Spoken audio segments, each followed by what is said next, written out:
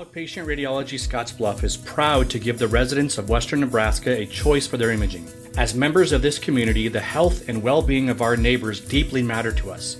All exams are performed in Scottsbluff by our highly trained and registered technologists, and most studies will be read by Scottsbluff native and board-certified radiologist Dr. Michael Young.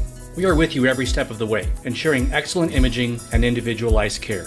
Outpatient Radiology Scottsbluff, focused on care, driven by excellence.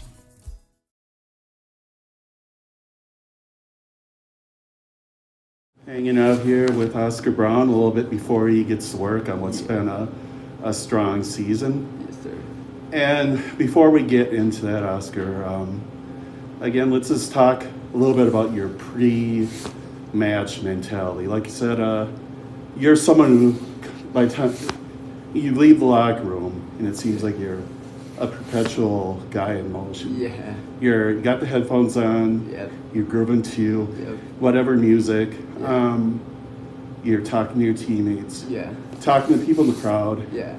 It seems like you're locked in, but Yeah. you're also having fun. Just kind of Yeah. give me that mindset you kind of go to get ready.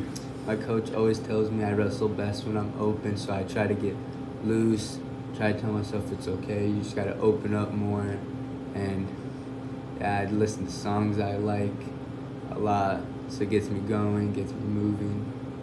Nice. And on Oscar's playlist, do you have a go-to song, or what's on the playlist, and also do you take requests? I would take a request if someone would offer, but my go-to song is See You Again by Tyler, the Creator, or like any song from him, or Bruno Mars or Drake, something like that. But my go-to song for sure is See You Again by Tyler, the Creator. You just came off a strong performance in Kansas over the weekend in a very competitive duel. I mean, 5th place, but you said you feel happy with that performance given there was like 40 teams there. Let's talk about how you feel you wrestled that weekend.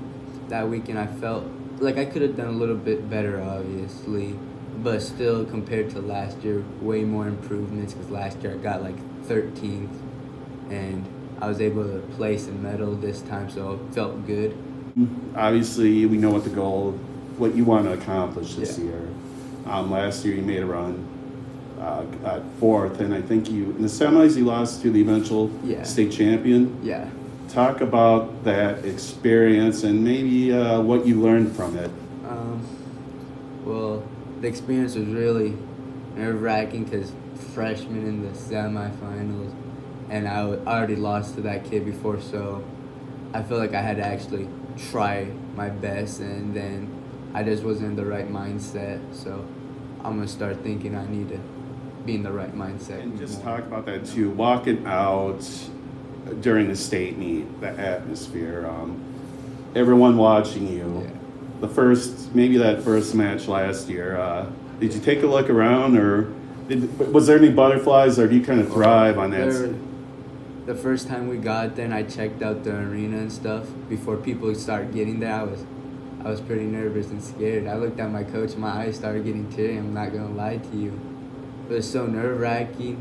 They weren't like sad tears, they were just like overwhelming tears, if that makes sense.